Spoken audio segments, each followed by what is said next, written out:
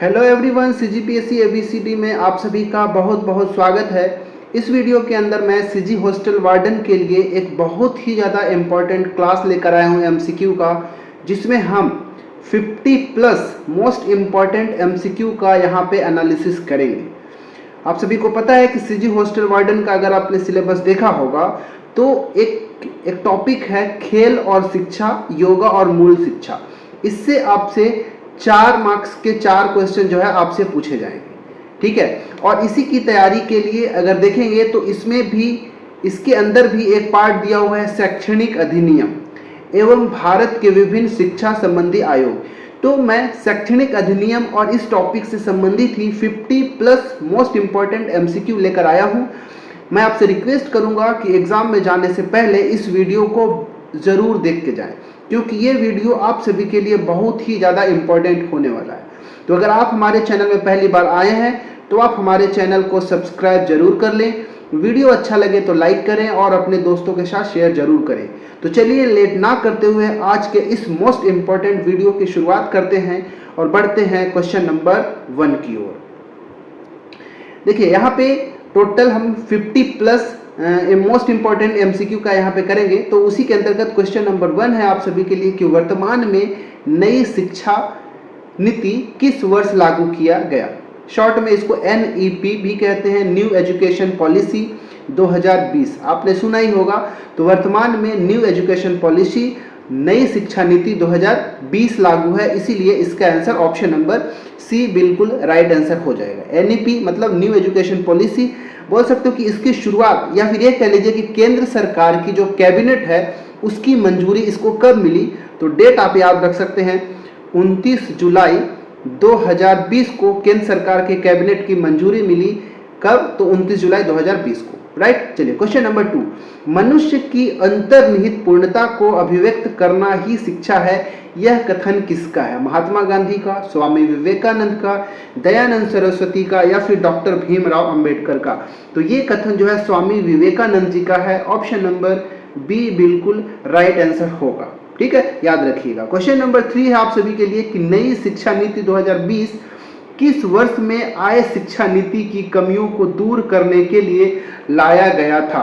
तो ये क्वेश्चन जो है आप सभी के लिए बहुत ज़्यादा इंपॉर्टेंट होने वाला है। आप सभी को पता होना चाहिए कि जो 2020 की न्यू एजुकेशन पॉलिसी है, इससे पहले 1986 में, ठीक है, कब? 1986 में राजीव गांधी जो सरकार थी, ठीक है, राजीव गांधी की कांग्रेस सरकार थी, उसी के द्वारा 1986 में इससे पहले जो है न्यू एजुकेशन पॉलिसी लाया गया था, ठीक है, राष्ट्रीय या फिर कह लीजिए राष्ट्रीय शिक्षा नीति को लाया गया था 1986 में।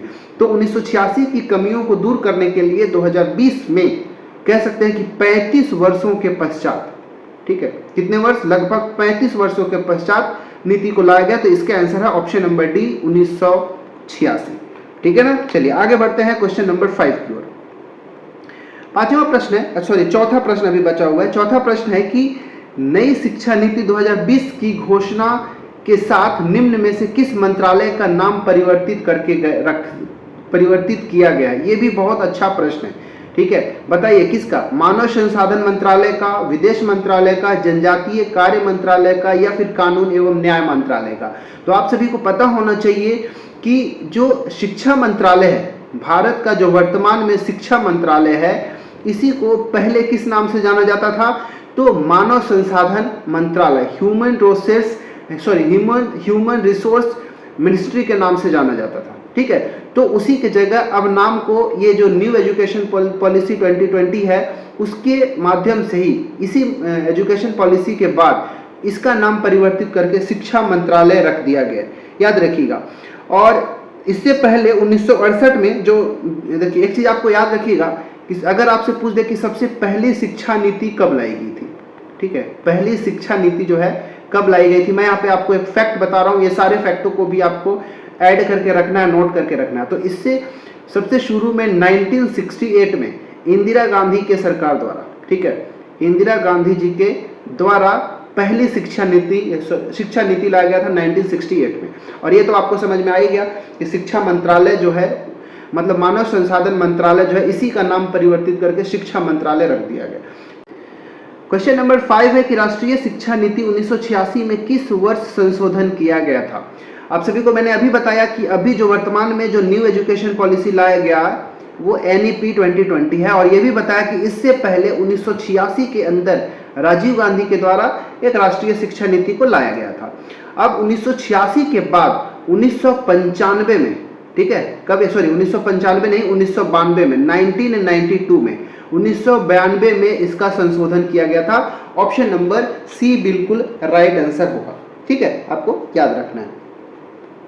अगला जो क्वेश्चन है कि नई शिक्षा नीति 2020 किसकी अध्यक्षता वाली समिति की रिपोर्ट पर आधारित है। ये जो है क्वेश्चन आप सभी के लिए बहुत ज़्यादा इंपॉर्टेंट होगा, इसको आपको नोट करके रखना है कि जो वर्तमान में न्यू एजुकेशन पॉलिसी 2020 है, इसको किसकी अध्यक्षता वाली जो समिति थी उसी के रिपोर्ट पर के आधार पर इसको लाया गया है। के कस्तूरी रंगन, शिवरमन समिति, रंजन गोगोई समिति, या फिर इनमें से कोई नहीं।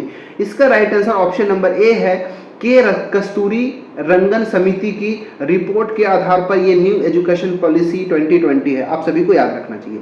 ये जो न्यू एजुकेशन पॉलिसी 2020 जो है, इसके लिए जो समिति का गठन किया गया, के कस्तूरी रंगन समिति, इस समिति का गठन अगर आपसे पूछेगा कि इसके लिए समिति कौन सी थी, तो याद रखिएगा के कस्तूरी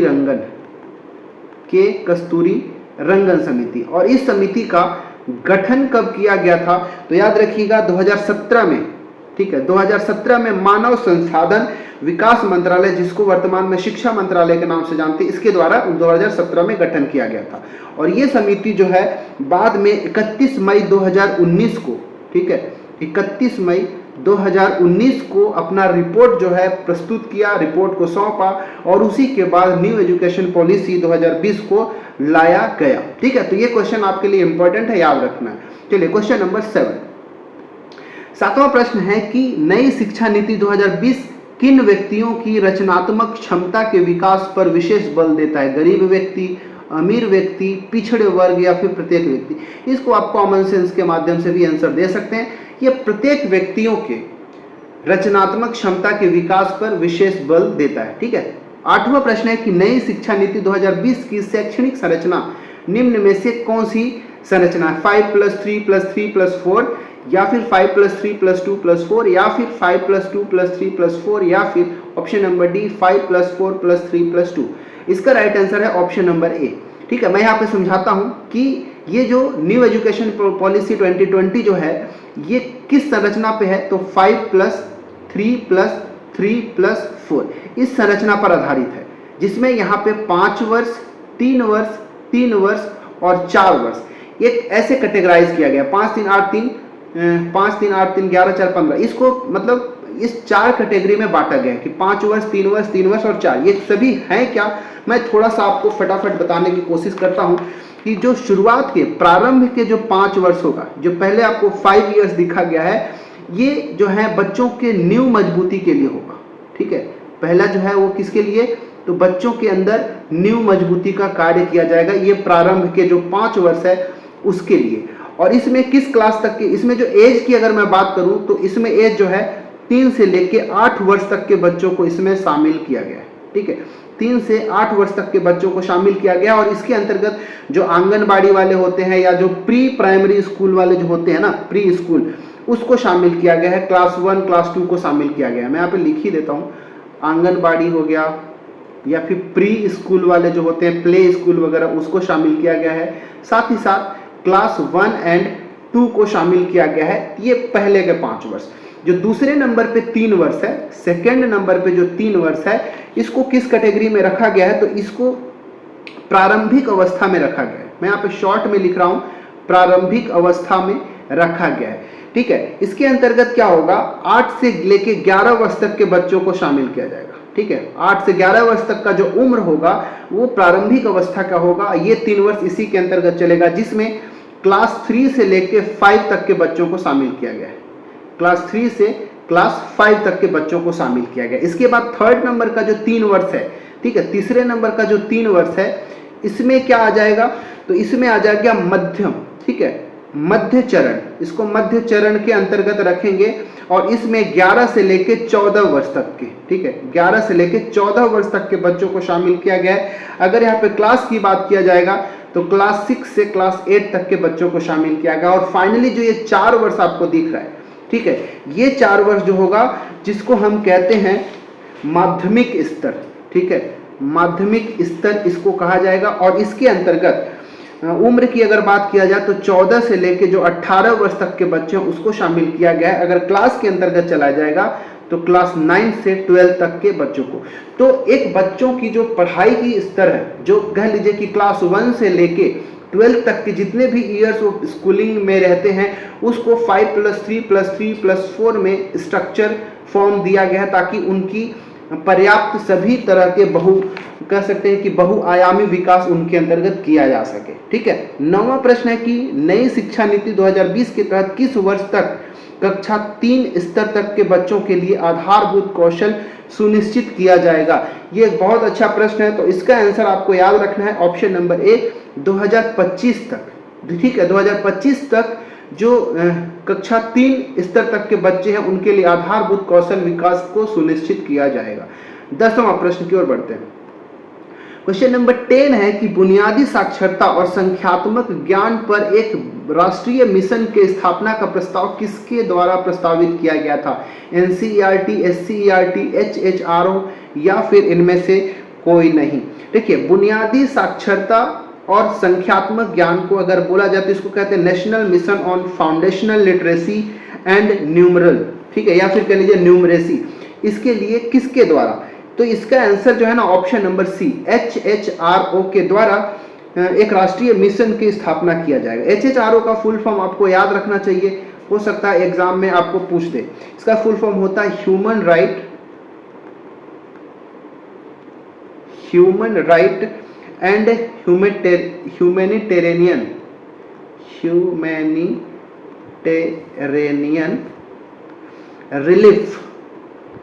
रिलीफ ऑर्गेनाइजेशन, ठीक है, ऑर्गेनाइजेशन। इसी के द्वारा इस प्रस्ताव को लाया गया था HHRO के द्वारा। किसके लिए? तो बुनियादी साक्षरता और संख्यात्मक ज्ञान के लिए लाया गया था, ठीक है। चलिए, क्वेश्चन नंबर 11 है कि राष्ट्रीय शिक्षा नीति 2020 के तहत किस कक्षा तक के शिक्षा में मातृभाषा या फिर स्थानीय भाषा को अध्यापन के माध्यम के रूप में अपनाने पर बल दिया गया है? तो कक्षा 5वीं तक, ठीक है, क्लास 1 से लेके क्लास 5, मतलब क्लास 5वीं से पहले तक के जितने भी क्लासेस हैं उसमें स्थानीय भाषा या फिर मातृभाषा में शिक्षा देने के लिए बल दिया गया है। 12वां प्रश्न है कि नई शिक्षा नीति के अनुसार किस कक्षा के शैक्षिक पाठ्यक्रम में व्यावसायिक शिक्षा को शामिल कर दिया जाएगा? कक्षा 11वीं, कक्षा 9वीं, कक्षा 7वीं या फिर कक्षा 6वीं? राइट आंसर है ऑप्शन नंबर डी, कक्षा 6वीं के बाद से ही आपको व्यावसायिक शिक्षा को शामिल किया जाएगा पाठ्यक्रम के अंदर, ठीक है। चलिए बढ़ते हैं क्वेश्चन नंबर 13 की ओर। 13वां प्रश्न है कि राष्ट्रीय शिक्षा नीति के अनुसार स्कूली शिक्षा के लिए राष्ट्रीय पाठ्यक्रम की रूपरेखा किसके द्वारा तैयार की जाएगी? NCERT के द्वारा, SCERT के द्वारा, HHRO के द्वारा या इनमें से कोई नहीं? तो जो न्यू एजुकेशन पॉलिसी 2020 है, इसके लिए जो पाठ्यक्रम होगा कि इसमें क्या पढ़ाया जाएगा, स्कूली शिक्षा के लिए जो भी हमारा सिलेबस होगा, जो पाठ्यक्रम होगा, ये NCERT के ऊपर बेस्ड होगा। ऑप्शन नंबर ए बिल्कुल राइट आंसर होगा, NCERT। आई होप NCERT का आपको फुल फॉर्म पता होगा। फुल फॉर्म होता है national council of educational research and training, ठीक है। 14 नंबर का प्रश्न है कि छात्रों के समग्र विकास को लक्ष्य में रखते हुए किन कक्षाओं की परीक्षाओं में बदलाव किया जाएगा? 5वीं एवं 8वीं, 8वीं एवं 10वीं, 8वीं एवं 12वीं या फिर ऑप्शन नंबर डी 10वीं या एवं 12वीं?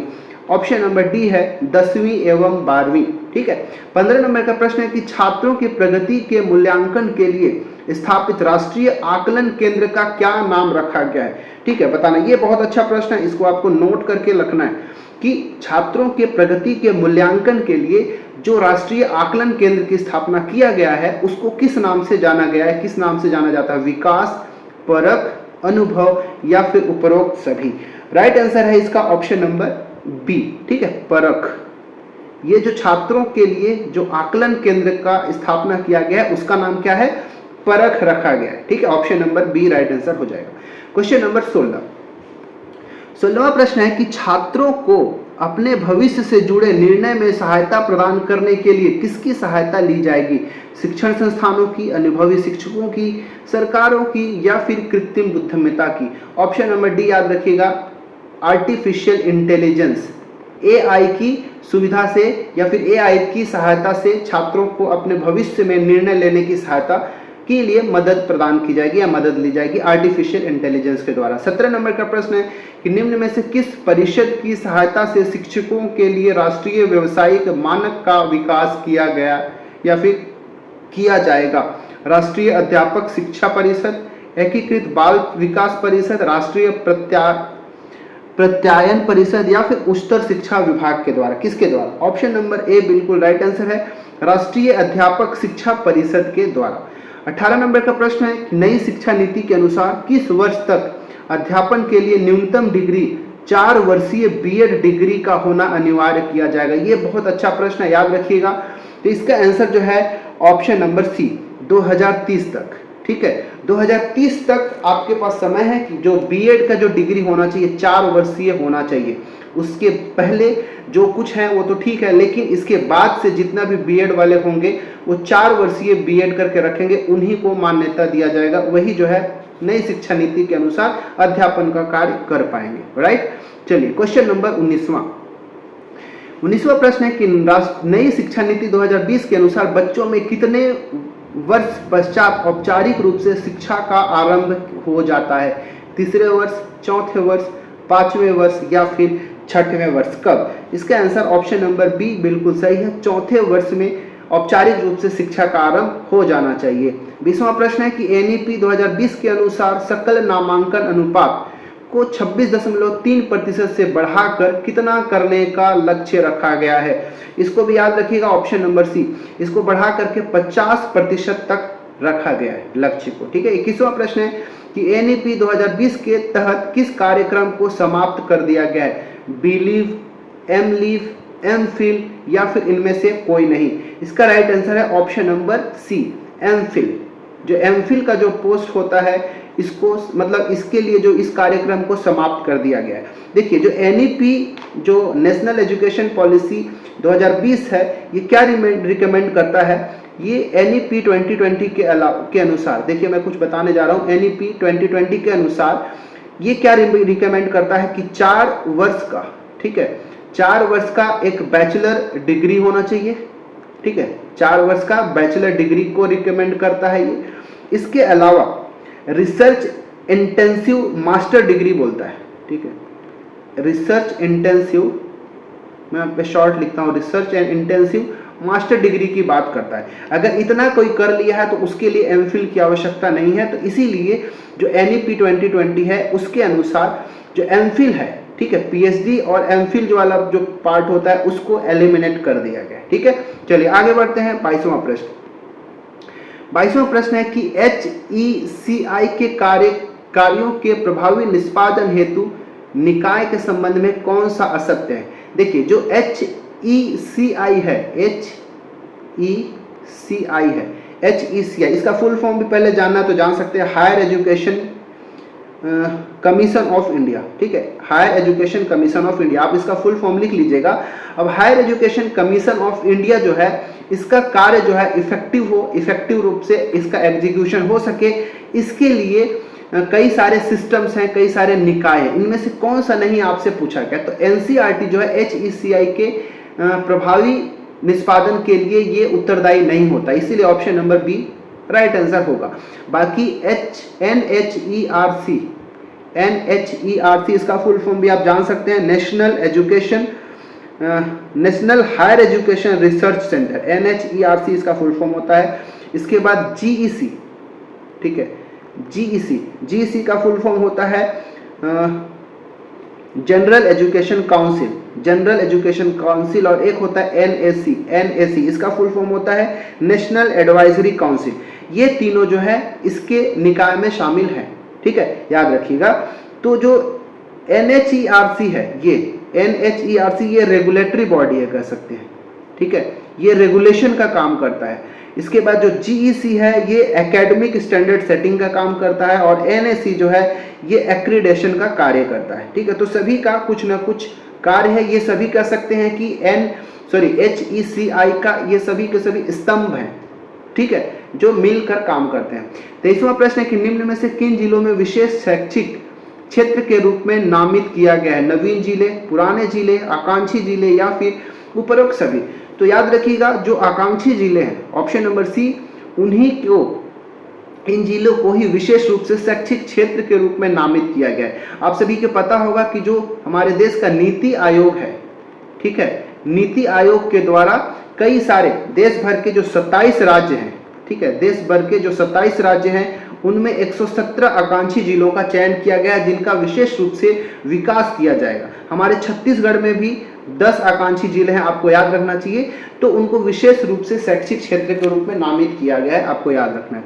24 नंबर का प्रश्न है कि जेंडर इंक्लूजन फंड, जिसको कहते हैं GIF, ठीक है, जेंडर इंक्लूजन फंड की स्थापना किसके लिए किया गया है? महिला एवं पुरुषों के लिए, महिला एवं वृद्धों के लिए, विकलांगों के लिए या फिर लड़कियों एवं ट्रांसजेंडर छात्रों के लिए?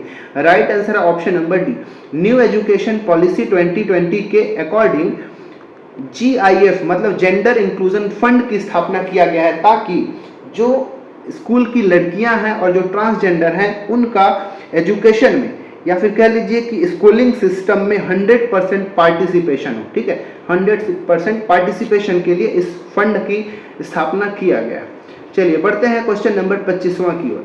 25वां प्रश्न है कि राष्ट्रीय शिक्षा नीति 1986 के तहत प्राथमिक स्कूलों को बेहतर बनाने के लिए किस एक ऑपरेशन को लॉन्च किया गया था? Operation Bhavana, operation duster, operation blackboard या फिर ऑपरेशन शिक्षा? बताइए, ये बहुत अच्छा प्रश्न है, इसको आपको नोट करके लिखना है, स्टार मार्क करके लिखना है कि जो 1986 का एजुकेशन पॉलिसी था, राष्ट्रीय नेशनल एजुकेशन पॉलिसी NEP जो था 1986 का, इसमें कौन सा ऑपरेशन को लॉन्च किया गया था? तो याद रखिएगा ये था ऑपरेशन ब्लैक बोर्ड। ठीक है, ऑप्शन नंबर सी बिल्कुल सही है, ऑपरेशन ब्लैक बोर्ड। हाँ, और ये भी याद रखिएगा कि ऑपरेशन ब्लैक बोर्ड जो है इसको लॉन्च कब किया गया था? तो 1986 में तो पॉलिसी आया था और सन 1987 में इस ऑपरेशन ब्लैक बोर्ड को लॉन्च किया गया था बाय राजीव गांधी गवर्नमेंट। ठीक है, क्वेश्चन नंबर 26 है राष्ट्रीय शिक्षा नीति 1986 के तहत किस विश्वविद्यालय के साथ ओपन यूनिवर्सिटी प्रणाली का विस्तार किया गया था? तो याद रखिएगा इंदिरा गांधी राष्ट्रीय मुक्त विश्वविद्यालय, ऑप्शन नंबर ए जो है बिल्कुल सही है। ठीक है, 27वां प्रश्न है राष्ट्रीय शिक्षा नीति 1986 के तहत राज्य के कुल GDP का कितना प्रतिशत शिक्षा पर व्यय करना उपबंधित था? तो याद रखिएगा इसका आंसर ऑप्शन नंबर सी 6%। जो 1986 का एजुकेशन पॉलिसी था उसमें यह कहा गया था कि जितनी भी राज्य सरकारें हैं अपनी कुल GDP का 6% जो है शिक्षा पर, ठीक है, शिक्षा पर व्यय करेंगे। तो एक अच्छा बात था, याद रखिएगा ऑप्शन नंबर सी इसका राइट आंसर हो जाएगा। क्वेश्चन नंबर 28, 28वां प्रश्न है कि नई शिक्षा नीति के संबंधित चुनौतियों कौन कौन सी है? कौन कौन सी चुनौतियां हैं? फंडिंग संबंधित, जांच का अपर्याप्त होना, मानव संसाधन का अभाव, महंगी शिक्षा या फिर उपरोक्त सभी? ऑप्शन नंबर डी इसका राइट आंसर होगा। इन सभी तरह की चुनौतियां जो है न्यू एजुकेशन पॉलिसी को लागू करने में। 29वां प्रश्न है नई शिक्षा नीति 2020 पूर्व की राष्ट्रीय शिक्षा नीति के कितने वर्ष पश्चात लागू हुआ था? मैंने बताया कि 1986 में इससे पहले था और उसके 34-35 वर्ष बाद, 35 तो है नहीं क्योंकि 2020 में ही लागू हो गया था, तो 34 को अगर आप जोड़ेंगे तभी 2020 आएगा, तो कह सकते हैं कि 34 वर्ष के पश्चात। ऑप्शन नंबर बी इसका राइट आंसर होगा कि 34 वर्ष के पश्चात 2020 की नई शिक्षा नीति को लाया गया है। 30वां प्रश्न है कि सर्वप्रथम 1910 में किसके द्वारा शिक्षा का अधिकार नियम के बारे में चर्चा किया गया था? गोपाल कृष्ण गोखले के द्वारा, फिरोज शाह मेहता, अरुंधति राय या फिर इनमें से कोई नहीं? इसका आंसर है ऑप्शन नंबर ए, 1910 में गोपाल कृष्ण गोखले जी के द्वारा शिक्षा का अधिकार नियम के बारे में पहली बार चर्चा की गई थी आजादी से पूर्व। राइट, चलिए बढ़ते हैं क्वेश्चन नंबर 31 की ओर। प्रश्न है कि शिक्षा का अधिकार भारत के संविधान में किस संशोधन के तहत शामिल किया गया? 76वां संशोधन, 86वां संविधान संशोधन, 78वां या फिर 88वां? तो ये तो सबसे ज्यादा इंपॉर्टेंट क्वेश्चंस में से एक है और सबसे ज्यादा मोस्ट कॉमन क्वेश्चन में से एक है जो एग्जाम में पूछे जाते हैं। राइट आंसर है ऑप्शन नंबर बी, 86वां संविधान संशोधन। ठीक है, 86 कॉन्स्टिट्यूशनल अमेंडमेंट के माध्यम से। ये कब था? तो 2002 में यह संशोधन को लाया गया था और इसी के तहत हमारे भारतीय संविधान का जो संविधान है उसमें आर्टिकल 21A को शामिल किया गया था और जिसमें 6 से लेकर 14 वर्ष तक के बच्चों के लिए निश्चित और अनिवार्य शिक्षा को बढ़ावा दिया गया था। ठीक है, चलिए 32 नंबर का प्रश्न है कि एकीकृत बाल विकास योजना का शुरुआत किस तिथि को हुआ था? 2 अक्टूबर 1972, 2 अक्टूबर 1973, 2 अक्टूबर 1974 या फिर 2 अक्टूबर 1975? राइट आंसर है ऑप्शन नंबर डी। सन 2 अक्टूबर 1975 को एकीकृत बाल विकास योजना की शुरुआत किया गया था और इसमें कितने वर्ष तक के आयु के बच्चों को शामिल किया गया था? ये हमारा अगला प्रश्न है कि एकीकृत बाल विकास योजना के तहत किस आयु तक के बच्चों के लिए उपबंध था? तो इसका आंसर याद रखिएगा 0 से 6 वर्ष तक के। ऑप्शन नंबर ए बिल्कुल राइट आंसर होगा। जितना भी मैं क्वेश्चन बता रहा हूँ मोस्ट इंपॉर्टेंट क्वेश्चन है, ऐसे ही प्रश्न आपको कहीं ना कहीं एग्जाम में देखने को मिलेगा। प्रश्न है कि वर्धा शिक्षा योजना को और किन नामों से जाना जाता है? बेसिक शिक्षा, नई तालीम, बुनियादी तालीम या फिर उपरोक्त सही? ऑप्शन नंबर डी को आप टिक करिएगा कि वर्धा शिक्षा योजना को इन तीनों नामों से जाना जाता है। 35 नंबर का प्रश्न है कि वर्धा शिक्षा योजना के प्रमुख उद्देश्य कौन सा है? सभी को 7 वर्ष तक निःशुल्क शिक्षा देना, बच्चों के शिक्षा का केंद्र हस्तकला होना या फिर शिक्षा के माध्यम मातृभाषा होना या फिर उपरोक्त सभी? राइट आंसर इसका लीजिएगा ऑप्शन नंबर डी। ये सभी तरह के उद्देश्यों को शामिल किया गया था वर्धा शिक्षा योजना के तहत। 36 नंबर का प्रश्न है कि निःशुल्क एवं अनिवार्य बाल शिक्षा का अधिकार अधिनियम में कितने अध्याय है? मैंने बताया कि 86वां संविधान संशोधन 2002 के अंतर्गत या 2002 के तहत भारतीय संविधान में आर्टिकल 21A को जोड़ा गया जिसमें कहा गया कि 6 से 14 वर्ष तक के बच्चों को निश्चित और अनिवार्य शिक्षा जो है दी जानी चाहिए। तो ये जो अधिकार अधिनियम है, ये जो एक्ट है, इसमें कुल कितने अध्याय थे आप सभी को बताना है। तो इसमें कुल 7 अध्याय है। ऑप्शन नंबर ए जो है बिल्कुल राइट आंसर हो जाएगा। क्वेश्चन नंबर 37 है कि ये जो निःशुल्क एवं अनिवार्य शिक्षा या फिर अनिवार्य बाल शिक्षा का अधिकार है, इसमें कितनी धाराएं हैं? ठीक है, बताइए कितनी धाराएं हैं? 37, 38, 39 या फिर 40? इसका आंसर है ऑप्शन नंबर बी 38 धाराएं। तो हमने देखा कि अध्याय कितने हैं, दोनों चीजों को आपको याद रखना है, डायरेक्ट पूछा जाता है। अध्याय अगर आपसे पूछ दे तो अध्याय टोटल 7 है और इन 7 अध्याय में कुल कितनी धाराएं हैं, सभी मिला के कुल कितनी धाराएं हैं? तो धाराएं हो जाएंगे टोटल 38। ठीक है, 38 नंबर का प्रश्न है कि निःशुल्क एवं अनिवार्य बाल शिक्षा का अधिकार अधिनियम में विद्यालयों एवं शिक्षकों को उत्तरदायी किस अध्याय में वर्णित किया गया है? ठीक है, ये अच्छा प्रश्न है। विद्यालय और शिक्षकों के उत्तरदायित्व का वर्णन ये जो अधिकार बाल शिक्षा अधिकार अधिनियम उसके कौन से अध्याय में किया गया है? पहला, दूसरा, तीसरा, चौथा? तो एक बहुत ही ज्यादा अच्छे प्रश्न है। जो कुछ भी यहाँ पे मैं धाराएं और अध्याय बता रहा हूँ उस अध्याय को, उस धारा को आपको एक जगह नोट डाउन करके रखना है। Right answer option number D. Option number D चौथा, मतलब निःशुल्क एवं अनिवार्य बाल शिक्षा अधिकार अधिनियम के जो चौथा अध्याय है, ठीक है, अध्याय जो 4 है उसमें यह बताया गया है कि विद्यालय और शिक्षक के क्या उत्तरदायित्व होना चाहिए, क्या रिस्पॉन्सिबिलिटी होनी चाहिए। क्वेश्चन नंबर 39 है कि इसी अधिनियम के तहत निःशुल्क एवं अनिवार्य बाल शिक्षा अधिकार अधिनियम के धारा 10 में क्या वर्णित किया गया है? ठीक है, तो याद रखिएगा धारा 10 में कहा गया है कि माता पिता एवं अभिभावकों के कर्तव्यों का उल्लेख किया गया है। ठीक है, इस अधिनियम का जो आर्टिकल 10 है, ये सभी धाराओं को, ठीक है, इन सभी धाराओं को जो कि यहाँ पे मैं बता रहा हूँ नोट करके एक जगह लिख लीजिएगा और एग्जाम में जाने से पहले एक बार देख के चले जाइएगा। तो धारा 10 कहता है कि माता एवं पिता और साथ ही साथ या फिर कह लीजिए अभिभावकों के क्या कर्तव्य होना चाहिए बालकों को लेकर, इसका वर्णन किया गया है। क्वेश्चन नंबर 40 की ओर बढ़ते हैं। 40वां प्रश्न आप सभी के लिए कि निःशुल्क एवं अनिवार्य बाल शिक्षा का अधिकार अधिनियम के धारा 25 में क्या वर्णित किया गया है? ठीक है, अभी हमने धारा 10 देखा, इस बार धारा 25 में क्या वर्णन किया गया है आप सभी को पूछा गया है। विद्यालयों में स्थानांतरण का स्थान, माता पिता एवं अभिभावकों का कर्तव्य, तो ये तो हमने देख लिया। तो इसमें ये धारा 10 में वर्णन है। इसके बाद छात्र शिक्षक अनुपात, यही अब हमारा आंसर है। ठीक है, जो आर्टिकल 25 है, ठीक है, सॉरी आर्टिकल नहीं कहेंगे, धारा 25 जो है, धारा 25 इसमें क्या कहा गया है कि छात्र और शिक्षकों का अनुपात क्या होगा। एग्जाम में कई बार पूछा भी जाता है। ठीक है, तो याद रखिएगा कि निःशुल्क एवं बाल शिक्षा अधिकार अधिनियम की जो धारा 25 है, इसके अनुसार जो छात्र और शिक्षक हैं, ठीक है, स्टूडेंट और जो टीचर है, इनके बीच में रेशियो कितने का होना चाहिए? तो 30:1 का रेशियो होना चाहिए, याद रखिएगा, ठीक है। 30 से 1 भी ज्यादा अगर बच्चे हो गए, मान लो 31 तक, ठीक है, अब 31 से लेकर 60 तक चले गए, तो यहाँ पर टीचर कितने हो जाएंगे भाई? 2 टीचर हो जाएंगे। 61 से ऊपर 90 तक अगर चले गए तो 3 टीचर हो जाएंगे। तो ऐसे आपको याद रखना है। 41 क्वेश्चन है कि इसी अधिनियम की धारा जो 28 है, यह क्या वर्णन करता है? तो याद रखिएगा, इसका ये जो है option number D right answer है कि शिक्षक द्वारा प्राइवेट ट्यूशन पर निषेध। इस अधिनियम का जो धारा 28 है वो कहता है कि कोई भी अगर सरकारी स्कूल का कोई टीचर है तो अपना प्राइवेट ट्यूशन नहीं चलाएगा। तो इस धारा को भी आपको याद करके रखना है। 42 नंबर का प्रश्न है कि निःशुल्क एवं अनिवार्य बाल शिक्षा का अधिकार अधिनियम की धारा 33 में क्या वर्णन किया गया है? तो इस धारा 33 में वर्णन किया गया है कि एक राष्ट्रीय सलाहकार परिषद का गठन किया जाएगा। ऑप्शन नंबर ए इसका राइट आंसर होगा। तो ये सभी धाराओं को, जितने को मैंने बताया, आप एक जगह नोट डाउन करते चलिएगा। आगे बढ़ते हैं।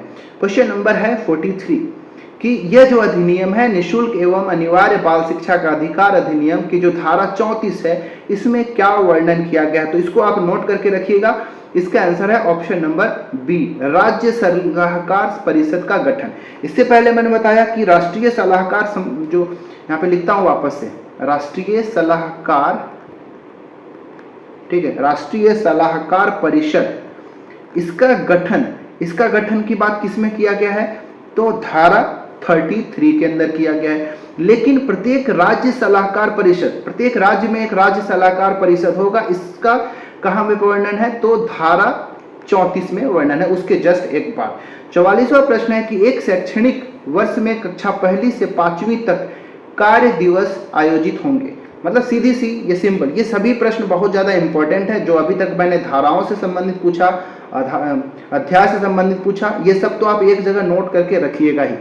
प्रश्न है कि जो एक शैक्षणिक वर्ष होता है उसमें 1 से 5वीं तक के जो बच्चे होते हैं उनके लिए कितने कार्य दिवस आयोजित होंगे, आपसे पूछा गया। कितने दिन तक उनके लिए पढ़ाई होगी, आपसे ये पूछा गया है। तो 200 दिन, 365 में से 200 इनके कार्य दिवस होंगे। 45 नंबर का प्रश्न है कि एक शैक्षणिक वर्ष में कक्षा 6वीं से लेकर 8वीं तक कितने कार्य दिवस होंगे? तो यहाँ पे था क्लास 1 से लेकर क्लास 5th तक, इनके लिए कितना? तो 200 दिन, ठीक है। यहाँ पे मैंने पूछ लिया क्या कि 6 से लेके 8वीं तक, 6वीं से लेके 8वीं तक, इनके लिए कितना दिन? तो याद रखिएगा 220 दिन इनके लिए कार्य दिवस होंगे, ठीक है, 220 दिन, ठीक है। चलिए आगे बढ़ते हैं। 46 नंबर का प्रश्न है कि एक शैक्षणिक वर्ष में कक्षा 1 से 5वीं तक कितने शिक्षण घंटे आयोजित होंगे? इससे पहले मैंने दिन बताया, अब यहाँ से उसी को घंटे में परिवर्तित कर दिया कि एक वर्ष में कक्षा 1 से 8वीं तक के जो बच्चे होंगे उनके लिए कितने घंटे जो है शिक्षण घंटे आयोजित होंगे। तो इसका आंसर याद रखिएगा 1000 घंटे, ठीक है, 1000 आवर्स। 47 नंबर का प्रश्न सेम है कि 6वीं से लेकर 8वीं तक के कितने शिक्षण घंटे आयोजित होंगे, ठीक है। तो इसका आंसर याद रखिएगा। सॉरी, यहाँ पे थोड़ा सा मैंने मिस्टेक कर दिया। मिस्टेक क्या है, मैं इसको रिवर्स करके बता देता हूँ। अगर क्लास 1 से लेके 5th तक की बात किया जाए, क्लास 1 से लेके 5th तक, तो इसके लिए है 800 घंटे, ठीक है। कितने? 800 घंटे।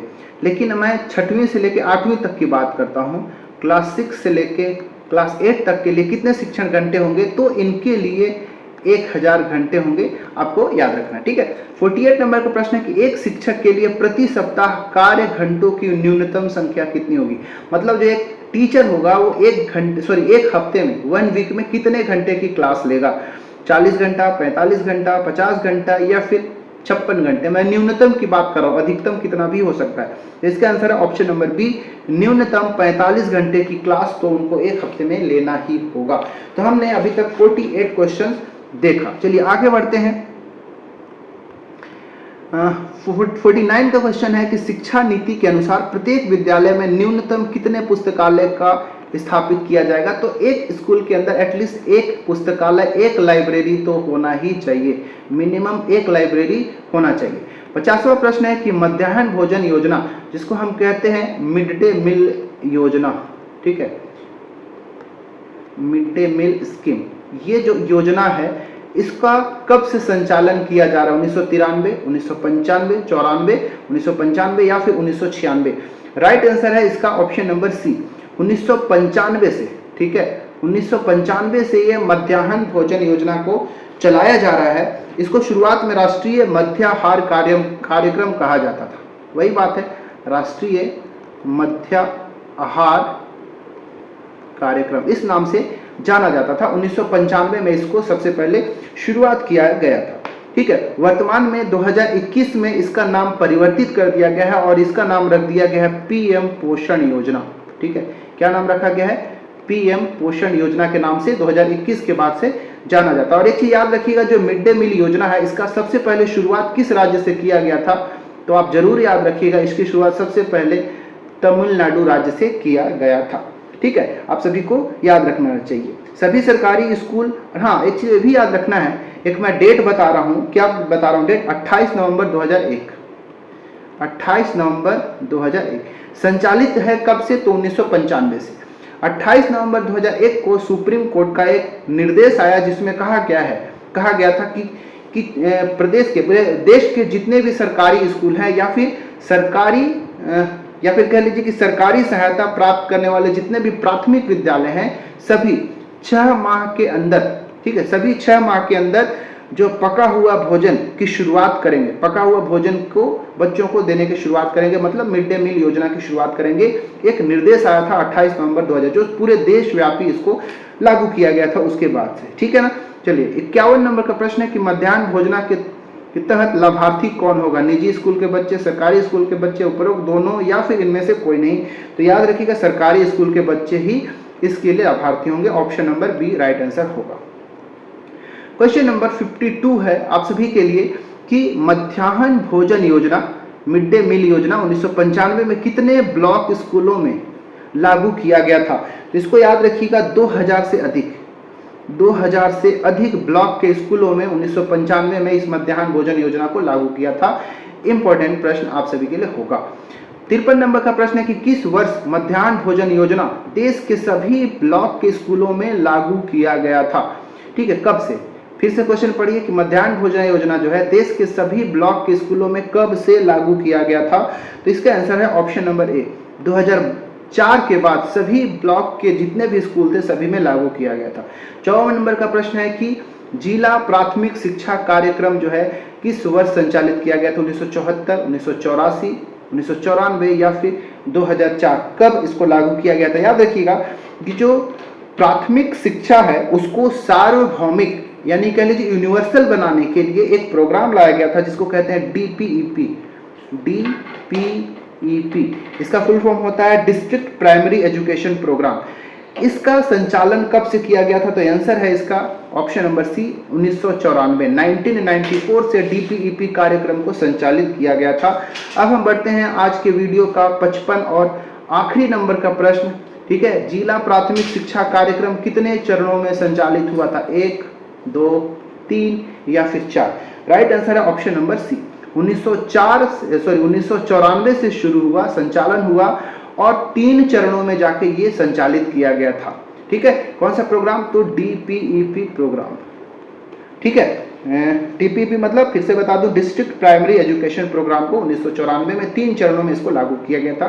तो इस प्रकार आज के इस वीडियो में हमने न्यू एजुकेशन पॉलिसी जो है, न्यू एजुकेशन पॉलिसी 2020 उसके बारे में भी देखा। इससे पहले जो नेशनल एजुकेशन पॉलिसी जो 1986 था उसके बारे में भी मैंने देखा। उसके बाद ये भी देखा कि सबसे पहले ये जो शिक्षा नीति कब लाई गई थी, कुछ हमने फैक्ट भी देखा। फिर हमने देखा कि जो 86वां संविधान संशोधन क्या था, इसका जो एक्ट है, जो अधिनियम है, उसमें कितनी अध्याय हैं, कौन कौन सी इंपॉर्टेंट धाराएं हैं, इन सभी का देखा। इन सभी धाराओं को आप नोट करके रखिएगा, बहुत ज़्यादा इंपॉर्टेंट है। तो आज हमने बहुत ही मोस्ट इंपॉर्टेंट 55 क्वेश्चन देखा जो कि कहीं ना कहीं एग्जाम में आपको यहाँ से क्वेश्चन देखने को मिलेगा।